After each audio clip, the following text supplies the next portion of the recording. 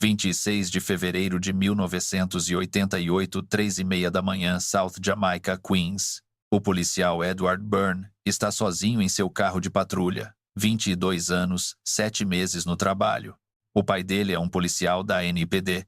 Seguindo esses passos, vivendo esse legado, ele está estacionado na 107th Avenue com a Inwood Street, não atendendo chamadas, não perseguindo suspeitos, apenas sentado, observando uma casa. Detalhe de proteção para uma testemunha que continuava chamando a polícia sobre traficantes de drogas em seu quarteirão.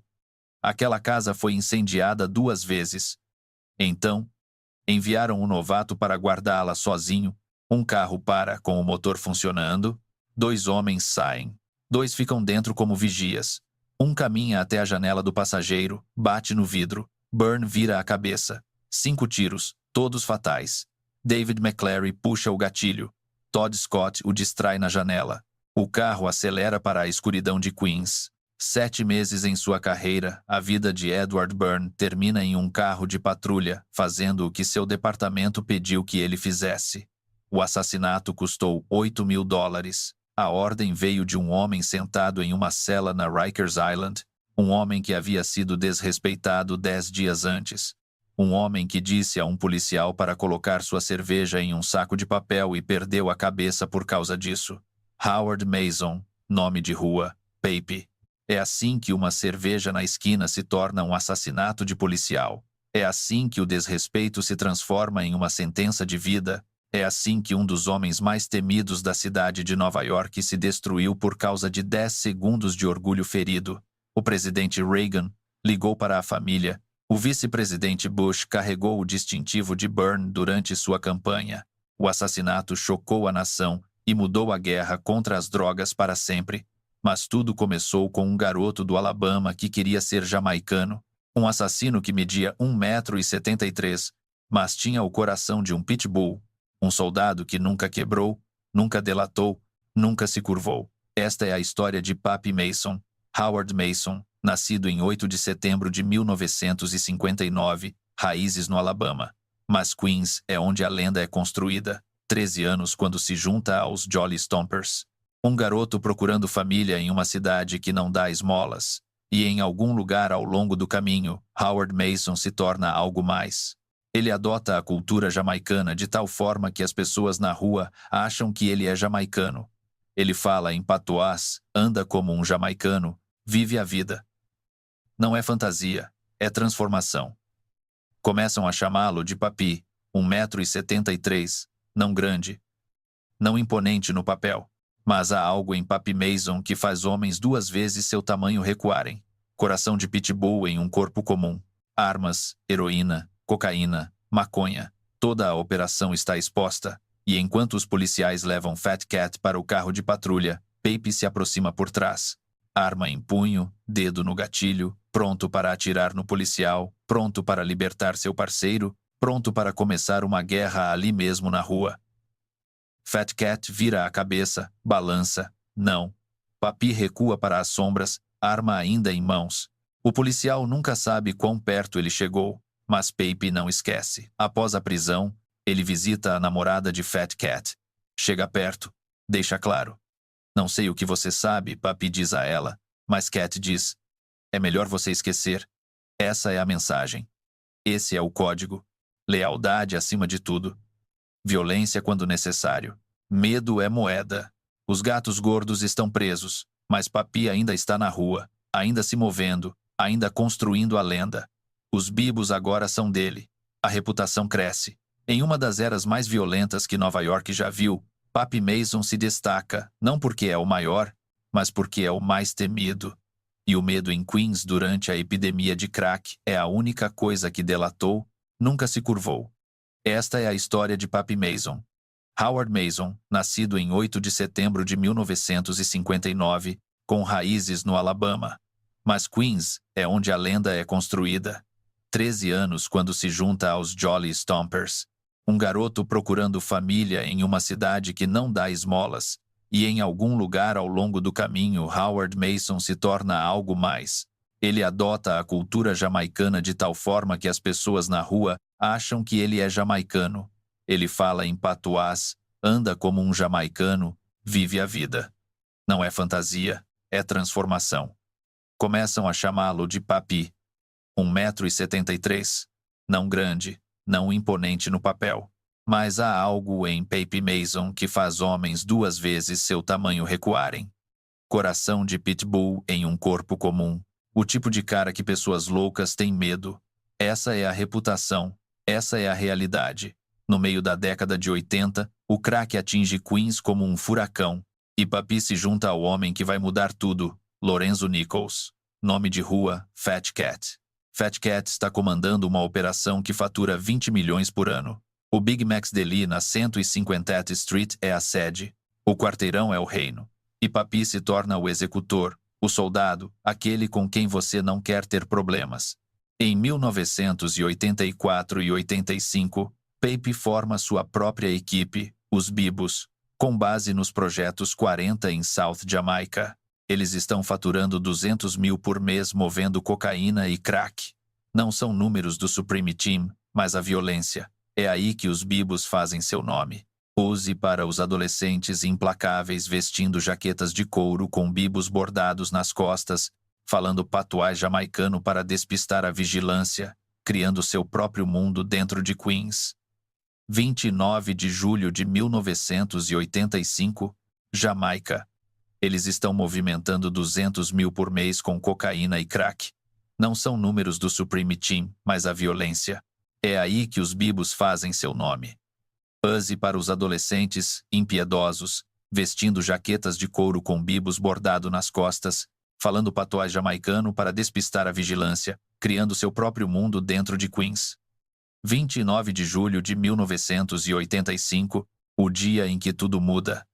A polícia invade o Big Mac's Deli. Fat Cat está sendo preso. Eles encontram 180 mil em dinheiro, armas, heroína, cocaína, maconha. Toda a operação está exposta. E enquanto os policiais levam Fat Cat para o carro da patrulha, Papi se aproxima por trás. Arma em punho, dedo no gatilho, pronto para atirar no policial, pronto para libertar seu parceiro, pronto para começar uma guerra ali mesmo na rua.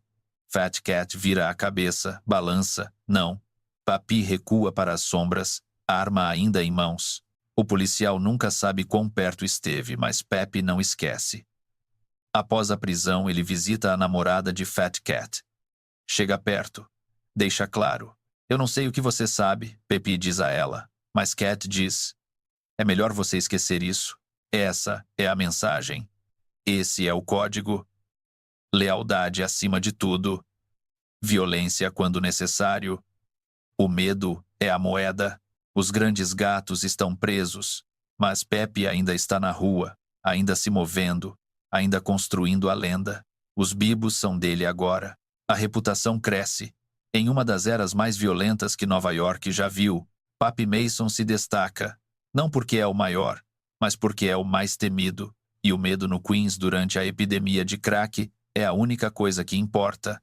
10 de outubro de 1985, 6 semanas após a prisão de Fat Cat, a organização precisa enviar uma mensagem. Brian Rooney, oficial de liberdade condicional do estado de Nova York. 4 anos no trabalho. O tipo de oficial que realmente se importa. Quando ele pega violadores de liberdade condicional, coloca seu próprio dinheiro nas contas de cantina deles tentando ajudar, tentando fazer a diferença. Ele tem um filho de 18 meses em casa, Thomas. Uma criança que está prestes a crescer sem um pai. Rooney é o que violou a liberdade condicional de Fat Cat e o mandou de volta para a prisão. E de sua cela, Fat Cat toma uma decisão. $5.000. Esse é o preço. A ordem é dada a seus tenentes, Papi Mason e Chris Williams. Fat Cat diria mais tarde que só queria que Rooney fosse agredido. Queria que ele perdesse uma audiência crucial. Essa é a história que ele contaria. Mas as ruas não são diferentes. Isso não era sobre enviar uma mensagem. Isso era sobre enviar a mensagem. Você nos viola, você morre. Perry Bellamy faz a ligação. Ele é da equipe de Fat Cat, parte da operação. Ele diz a Rooney que tem informações, algo importante. Precisa se encontrar no Basley Park, Queens. Venha sozinho.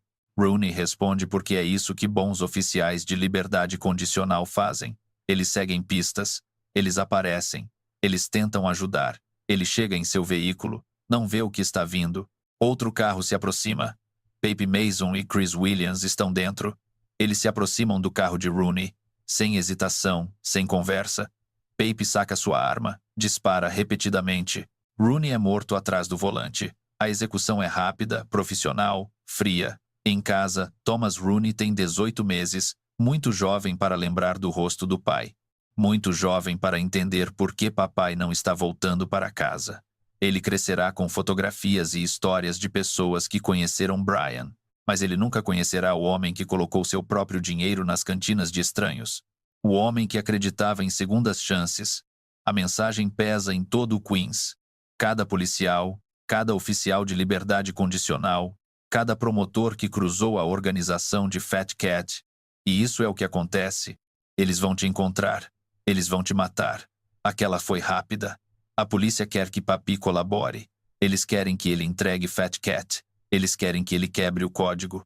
Eles oferecem acordos, pena mais leve, proteção, uma saída. A resposta de Papi é simples. Eu não sou Perry Bellamy. Ele se recusa a cooperar, se recusa a delatar, se recusa a quebrar a lei das ruas, mesmo enfrentando a vida. Essa recusa, isso é o que constrói lendas. Na cultura prisional, isso é o que separa soldados de sobreviventes. Papi se junta a Fat Cat na casa de detenção do Queens. Sua reputação cresce atrás das grades. A notícia se espalha. Pape não quebra, Pape não fala, Pape é sólido. Enquanto está preso durante uma visita em Riker, Pape dá a Philip Copeland um anel de ouro e diamante de $40.000 em forma de África direto do seu dedo. Cuide dos futuros Bibo Ventures, ele diz. A equipe permanece leal. A organização permanece intacta. Mesmo de dentro, Pape ainda está comandando, ainda dando ordens, ainda construindo o império. Um assassinato feito, o maior ainda por vir. Janeiro de 1986, o julgamento começa. A acusação tem a confissão em fita de Perry Bellamy. Sua voz descrevendo o assassinato. Eles estavam todos lá quando o oficial de liberdade condicional foi morto. Papi, ele simplesmente abriu fogo. Papi o pegou. Aquela foi rápida, clara, detalhada, condenatória. Mas há um problema. Não importa se você está apenas fazendo o seu trabalho. Semanas depois, os detetives do Queens prendem Pape Mason pelo assassinato de Rooney. Eles têm a declaração de Perry Bellamy, o mesmo Perry Bellamy que organizou o encontro. Ele está cooperando agora, contando tudo. Sua voz na fita. Eles estavam todos lá quando o oficial de liberdade condicional foi morto. Pape, ele simplesmente abriu fogo. Pape o pegou. Eles têm a declaração de Perry Bellamy. O mesmo Perry Bellamy que marcou a reunião. Ele está cooperando agora, contando tudo.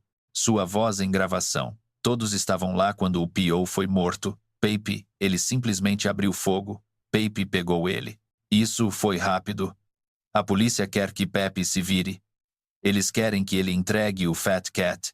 Eles querem que ele quebre o código. Eles oferecem acordos, pena mais leve, proteção, uma saída. A resposta de Papi é simples. Eu não sou nenhum Perry Bellamy. Ele se recusa a cooperar, se recusa a delatar, se recusa a quebrar a lei da rua, mesmo enfrentando a vida. Essa recusa é o que constrói lendas. Na cultura prisional, é o que separa soldados de sobreviventes. Pape se junta ao Fat Cat na casa de detenção de Queens. Sua reputação cresce atrás das grades. A notícia se espalha. Pape não quebra. Pape não fala. Pape é firme. Enquanto está preso durante uma visita em Riker, Pape dá a Philip Copeland um anel de ouro e diamante de $40.000 em forma de África direto do seu dedo. Cuide dos futuros Bibo Ventures, ele diz. A equipe permanece leal. A organização permanece intacta. Mesmo de dentro, Papi ainda está no comando, ainda dando ordens, ainda construindo o império. Um assassinato feito, o maior ainda por vir. Janeiro de 1986, o julgamento começa. A acusação tem a confissão gravada de Perry Bellamy. Sua voz descrevendo o assassinato. Eles estavam todos lá quando o P.O. foi morto. Pape, ele simplesmente abriu fogo. Pape o pegou. Aquilo foi rápido, claro, detalhado, condenador. Mas há um problema. Perry Bellamy não vai testemunhar pessoalmente.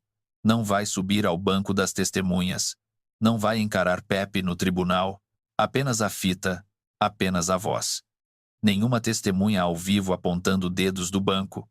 Antes mesmo do julgamento começar, a palavra na rua é clara. Não há uma única alma disposta a entrar e testemunhar contra aquele garoto. Essa é a realidade em Queens. Esse é o poder da reputação de Papi. O medo mantém as bocas fechadas. A lealdade mantém as pessoas firmes. Ninguém está disposto a sentar naquela cadeira de testemunha e olhar Papi nos olhos. O júri delibera. Eles ouvem a fita. Eles veem as evidências. Mas sem uma testemunha ao vivo, sem alguém disposto a testemunhar cara a cara, a dúvida se instala. O júri não consegue chegar a um veredicto. Júri empatado. O caso desmorona. Pape é solto.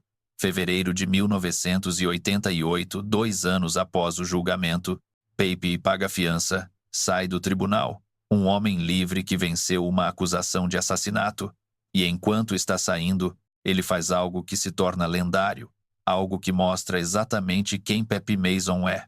Ele se vira para o promotor, forma sua mão em uma arma, polegar para cima, dedo indicador estendido, aponta diretamente para o rosto do promotor e puxa o gatilho. Clique. A bala imaginária dispara. A mensagem é entregue, não em palavras, mas em gesto. Pura desrespeito, pura ameaça. Puro Papi. O promotor observa. Não pode fazer nada a respeito. Papi está saindo livre. Os tribunais não conseguiram mantê-lo. O sistema não conseguiu quebrá-lo. E agora ele está se certificando de que todos saibam disso. 10 dias. É quanto tempo Pape dura na rua? 10 dias de liberdade após vencer uma acusação de assassinato. 10 dias antes de tudo desmoronar. Durante esses 10 dias, ele está organizando, fazendo movimentos, tomando decisões. Os bibos ainda estão operacionais. O dinheiro ainda está fluindo. Papi está de volta ao controle. Mas ele também tem algo mais fervendo por baixo. Orgulho, ego, a crença de que ele é intocável. Essa crença é o que o destrói. Porque nesses 10 dias, Pape vai ter um encontro. Um pequeno momento. Uma interação sem importância com um policial em uma esquina de South Jamaica. O tipo de coisa que acontece 1000 vezes por dia na cidade de Nova York. Um policial diz a alguém para colocar sua cerveja longe. Dia normal, trabalho policial normal. Mas quando isso acontece com Papi Mason, quando um policial desrespeita o homem que acaba de vencer uma acusação de homicídio, quando alguém diz a Papi Mason o que fazer depois que ele acaba de sair do tribunal fazendo gestos de arma com os dedos para os promotores, aquele pequeno momento se torna uma tragédia nacional. Aquela interação insignificante se torna a razão pela qual um policial novato de 22 anos morre em seu carro de patrulha. Aquela breve troca em uma esquina se torna o evento que muda a política de drogas americana para sempre. Os 10 dias de liberdade de Papi estão prestes a acabar. E quando isso acontecer, terminará em sangue. Terminará com o presidente Reagan ao telefone. Terminará com o vice-presidente Bush carregando um distintivo. Terminará com Papi Mason recebendo prisão perpétua, sem possibilidade de liberdade condicional. Mas agora, ele está livre. Agora ele é poderoso. Agora ele é intocável. Agora, ele está prestes a cometer o maior erro de sua vida por causa de uma cerveja e um policial que não vai recuar. Esquina da South Jamaica. Papi está bebendo uma cerveja em público. Ele está livre há alguns dias, sentindo-se intocável, sentindo-se como o rei que venceu o sistema. Um policial de patrulha se aproxima. Eles o chamam de Iceman, apenas fazendo seu trabalho. Ele vê Papi com a cerveja. Faz um pedido simples. Faça-me um favor. Não beba cerveja na minha frente. Coloque em um saco de papel. Esconda. Mostre um pouco de discrição. O tipo de coisa que os policiais dizem 100 vezes por dia. O tipo de coisa que a maioria das pessoas aceita apenas para evitar problemas. Mas Papi não é a maioria das pessoas. Você sabe quem eu sou? Pape exige. Acabei de vencer uma acusação de homicídio. Acabei de sair do tribunal fazendo gestos de arma com os dedos para os promotores. Você não me diz o que fazer. O Iceman não se move. Ele olha Papi nos olhos e responde: sim. O cara que vai colocar a cerveja em um saco de papel. O desrespeito cai como um tapa na frente das pessoas em sua esquina. Depois de tudo que Papi representa, esse policial está falando com ele como se ele fosse ninguém. Vai se foder, grita Pepe. Começa a empurrar. Mãos se empurrando. Vozes elevadas. Então para. Pepe se afasta. Sua cerveja cai. Derrama no pavimento. Ele está se afastando. Mas a raiva está crescendo. Quando Papi ganha distância, as palavras vêm. Aquele policial tem que morrer. Ele me desrespeitou. Não é uma ameaça, é uma declaração. Aquele policial desrespeitou Papi Mason em sua própria esquina depois que ele venceu um corpo que não pode se sustentar. Ameaças de morte seguem. O Iceman começa a ouvir coisas. A NYPD o retira da patrulha de proteção. Eles conhecem a reputação de Papi. Eles sabem o que aconteceu com Brian Rooney. Uma semana depois, o caso da arma de Papi é remetido. O tribunal o envia de volta para Rikers. 10 dias de liberdade acabaram, de volta atrás das grades. Mas agora, ele está sentado em uma cela com nada além de tempo e raiva e orgulho ferido, consumindo-o.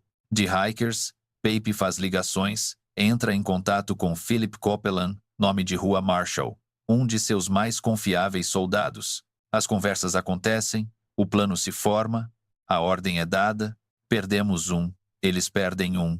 A organização perdeu o caso de Brian Rooney. Os policiais vieram atrás deles. Então agora eles enviam uma mensagem de volta. Mostre à polícia que os bibos não recuam, que você não pode desrespeitar Papi Mason sem consequências.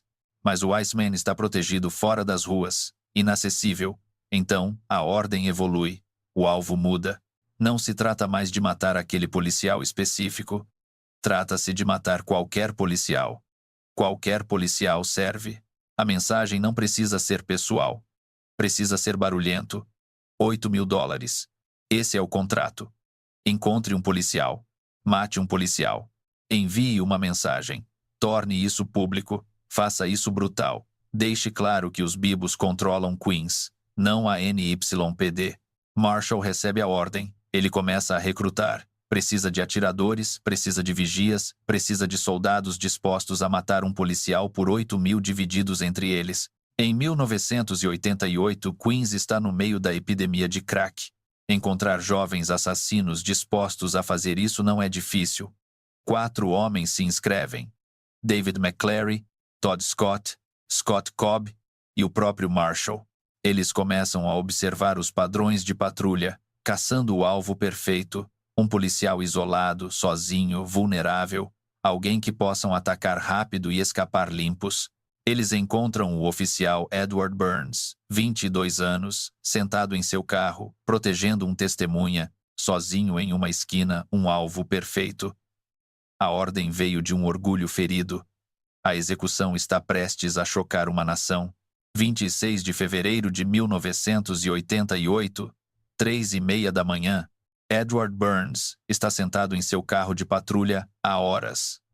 Avenida 107 e Rua Inwood, South Jamaica, Queens. Uma noite fria, rua tranquila, apenas ele e o rádio. 22 anos, 7 meses em sua carreira na NYPD. Antes disso, trabalhou na polícia de trânsito. Seu pai também é policial. Negócio de família, legado familiar. Ed está orgulhoso de usar o distintivo, orgulhoso de seguir esses passos. A missão de hoje é simples. Detalhe de proteção. Vigiar a casa de Arjun, um imigrante cigano que continuava ligando para a polícia sobre traficantes em seu quarteirão. Os traficantes não apreciaram. Eles atacaram sua casa com coquetéis Molotov 2 vezes. Então a NYPD envia Ed para ficar do lado de fora, garantir que nada aconteça, mostrar presença. Proteger a testemunha. Ele está sozinho. Sem apoio. Sem parceiro. Apenas um novato em um carro marcado em uma esquina escura. Um veículo se aproxima, desacelera, estaciona nas proximidades. 4 homens dentro. David McClary, Philip Copeland, Todd Scott, Scott Cobb. Eles têm dirigido por aí procurando um alvo. Qualquer policial serve. Ed Burns apenas acontece a ser o que eles encontram. 2 homens saem, 2 ficam no carro como vigias. Todd Scott se aproxima da janela do passageiro, bate no vidro. Ed vira a cabeça. Talvez ele pense que alguém precisa de ajuda. Talvez ele ache que é um residente com informações. Talvez ele não pense em nada. Apenas reaja. David McClary se aproxima, levanta sua arma, dispara. 1 tiro, 2, 3, 4, 5. Tiros fatais a queima-roupa. Sem aviso, sem palavras, sem hesitação. A execução é rápida e brutal. O carro acelera. Ed Burns desaba em seu assento. Sangue no para-brisa. O rádio ainda chiando. A casa da testemunha ainda está atrás dele. O trabalho que ele foi enviado para fazer ficou incompleto porque o trabalho o matou. De volta à casa dos Byrne, os pais de Ed dormem. Seus 3 irmãos dormem. Seu pai, o veterano da NYPD, não tem ideia de que seu filho acabou de morrer fazendo o mesmo trabalho que ele faz. A batida na porta vem depois. A notificação. O pior momento que qualquer família de policial pode experimentar. A notícia se espalha rápido. Policial novato morto em seu carro. Estilo de execução. Encomendado por um traficante preso por uma confrontação em um bar. A história tão ousada, tão fria, tão calculada que se torna notícia nacional em poucas horas, 6 dias. É quanto tempo leva para capturar todos os 4 assassinos. A NYPD inunda South Jamaica. Cada detetive, cada recurso, cada contato na rua é pressionado. Dicas começam a chegar. Nomes surgem. David McClary, Todd Scott, Scott Cobb, Philip Copeland. Todos os 4 presos em uma semana. Scott Cobb é o primeiro a quebrar. Dá uma gravação em vídeo. Uma confissão. Detalhes gráficos. Conta como planejaram, como executaram, como se gabarão disso depois. O confessionário é apresentado no julgamento. Os jurados assistem a um jovem descrever o assassinato de um policial como se fosse nada, como se fosse apenas mais uma noite no Queens. O presidente Ronald Reagan pega o telefone e liga pessoalmente para a família Burns, oferecendo condolências do Salão Oval. O vice-presidente George H.W. Bush vai além, carregando o distintivo de Ed Burns com ele durante toda a sua campanha presidencial de 1988. Ele o usa como um símbolo, um lembrete, um chamado à ação. 7 de março de 1988, 9 dias após o assassinato, a NYPD cria a Equipe Tática de Narcóticos, TNT, unidades especializadas projetadas para desmantelar operações de drogas em South Jamaica e em toda a cidade. Uma resposta direta à morte de Ed, o Congresso age para criar o Programa de Assistência à Justiça Memorial Edward Burns, financiamento federal para a aplicação da lei de drogas, bilhões de dólares, o nome de Ed na legislação, sua morte mudando a política, seu assassinato se tornando o ponto de virada na Guerra da América contra as drogas. 29 e 30 de março de 1989, 3 dos assassinos vão a julgamento. Primeiro, Philip Copeland, Todd Scott, Scott Cobb, Tribunal Superior de Queens, Justiça Thomas Demicus presidindo. A acusação apresenta a fita de confissão em vídeo de Scott Cobb. Os jurados o assistem descrever o assassinato em detalhes gráficos. Eles o assistem explicar como se gabarão disso depois. Como matar um policial era apenas mais uma noite de trabalho. Ambos os júris condenam. Homicídio em segundo grau, posse criminosa de arma. Todos os 3 sentenciados a 25 anos à vida. 6 de junho de 1989, a vez de David McClary, o atirador, aquele que realmente puxou o gatilho. Julgamento separado, mesmo resultado, condenado, mesmas acusações, mesma sentença, 25 à vida. Todos os 4 assassinos estão fora de combate. Agora os federais querem o homem que deu a ordem. Novembro de 1989, o julgamento federal de Pape Mason por extorsão começa. Ele entra sozinho, sem corréus, Apenas Pape contra o governo dos Estados Unidos. Seu advogado, Harry Butchelder, tenta uma defesa de insanidade. Ele tenta argumentar que Pape não é mentalmente competente. Não funciona. Pape fica violento no tribunal. Explosões, interrupções. Não consegue controlar a si mesmo ou não quer controlar. O juiz toma uma decisão e o isola. Pape boicota seu próprio julgamento, recusando-se a sentar no tribunal.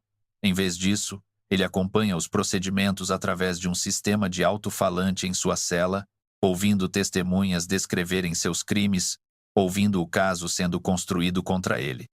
Scott Cobb testemunha, diz que sabia com antecedência sobre o plano de Pape de matar um policial. A fita de confissão em vídeo toca novamente. As evidências se acumulam. As testemunhas continuam aparecendo. Pape ouve de sua cela e se enfurece. 11º de dezembro de 1989, o veredicto, culpado, acusações federais, incluindo a ordem para o assassinato do oficial Edward Burns. Pape Mason é condenado. Mas a batalha legal não acabou. 4 anos de disputas, 1989 a 1994. Questões sobre competência mental, apelações, atrasos, avaliações psiquiátricas, o sistema se movendo lentamente em direção à conclusão inevitável. Sua mãe também é indiciada, enfrentando acusações relacionadas à organização. A resposta de Pape mostra sua mentalidade. Minha mãe sabe sobre pessoas brancas. Ela disse que Deus fará um caminho. Sobre seu próprio julgamento, as palavras de Pape são claras. Eles me fizeram errado. O queixo está bom. Não foi um julgamento. Foi uma reunião do KKK de verdade. Isso foi. Não é uma acusação. Isso foi o governo. Ele nunca aceita responsabilidade. Ele nunca demonstra remorso. Nunca quebra o personagem. Sólido até o fim. 1994, 5 anos após a condenação. As questões legais estão resolvidas. As batalhas de competência acabaram. Um juiz federal entrega a sentença: prisão perpétua. Sem liberdade condicional, sem liberação, sem segundas chances. 1 mês após o assassinato de Ed Burns, Pape já havia sido condenado a 7 anos por acusações de posse de arma.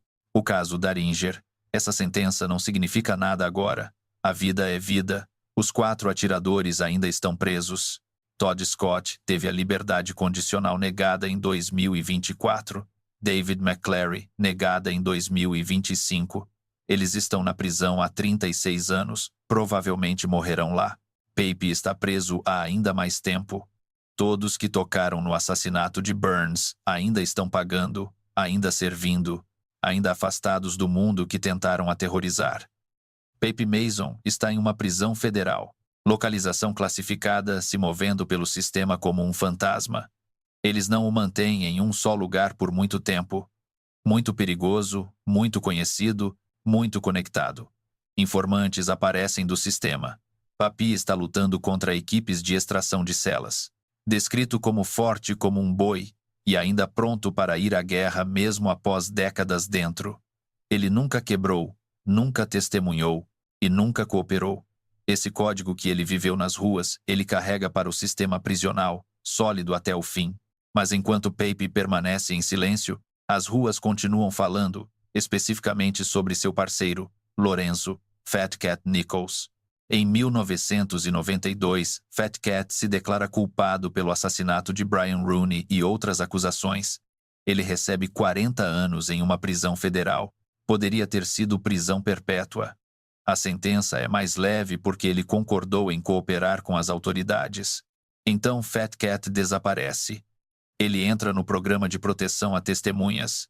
De 1900 a 2006, 16 anos. Localização desconhecida. Um fantasma no sistema. O New York Times relata que ele está cooperando. Outros jornais confirmam. As ruas começam a falar. Fat Cat delatou Pape. O parceiro traiu o soldado. Aqui está a complicada verdade. Nenhuma transcrição de tribunal mostra Fat Cat testemunhando contra Pape. Nenhum documento, nenhum testemunho de julgamento. O próprio Pape diz que Fat Cat não o delatou. Fat Cat testemunhou contra o Supreme Team, contra Gerald Miller. Mas não contra sua própria equipe, não contra Pepe. Não existem evidências, mas ele cooperou o suficiente para entrar no programa de proteção a testemunhas. Isso é inegável. Então, ele delatou ou não? Depende de quem você pergunta. Depende de como você define isso. 50 Cent coloca isso em uma letra que se torna lendária. Eu costumava idolatrar Cat. Me machucou no coração ouvir que ele delatou Papi. Como ele poderia agir assim? A linha reflete a crença nas ruas. A narrativa de que Fat Cat quebrou o código, se é verdade ou não, quase não importa. A percepção se tornou realidade na cultura hip-hop, e Papi se torna imortal nas letras de rap. Nas em The World Is Yours. Reaja como se eu estivesse enfrentando pena como Papi Mason, Illmatic, álbum clássico de 1994. O nome de Pepe nos versos. Nas novamente em Get Down. As ruas de Nova York onde assassinos andam como Pistol Pete e Papi Mason, Godson 2002. Jay-Z o menciona. Cora solta, meus pés estão sobre o pavimento uma vez sentido por Papi Mason. Kendrick Lamar menciona seu nome em um cipher do Bet de 2013. R. Kelly. A combinação de Papi Mason e Larry Davis. Rappers internacionais pegam isso. O rapper Sérgio Struca, rapper francês. Boa. A lenda se torna global. Irvigotti disse melhor sobre os hustlers do sudeste de Queens. Eles eram lendas. Mitos como lendas urbanas. Enquanto isso, o legado de Ed Burns também cresce. Em 3 de agosto de 1995, o policial Edward Burn Park é inaugurado em Queens. A Avenida 91 é renomeada para P.O. Edward Burn Avenue. A Liga Atlética da Polícia do Queens se torna o Instituto Edward Burn. A Escola Júnior 101 no Bronx recebe seu nome. Sua escola secundária dedica um campo de beisebol a ele. Todo ano, o NYPD realiza uma cerimônia na interseção onde ele morreu. Seus 3 irmãos se tornaram policiais, dando continuidade ao que Ed começou, honrando o que ele morreu defendendo. Os números contam a história. 22 anos de idade, 7 meses como policial, 10 dias que Papi teve entre o júri pendente e a ordem, 5 tiros na cabeça de Ed, 6 dias para capturar todos os 4 assassinos, $8 mil pela vida de um policial, 35 anos ou mais. Todos os 5 homens ainda estão presos. Sentença de prisão perpétua sem liberdade condicional, sem liberação, sem liberdade. Papi queria enviar uma mensagem com uma cerveja e desrespeito. Ele enviou uma, apenas não a que pretendia. Ele mostrou ao mundo o que acontece quando o orgulho custa tudo. Quando 10 segundos de ego destroem uma vida inteira. Quando um rei se torna uma história de advertência, destrói uma vida inteira. Quando um rei se torna uma história de advertência,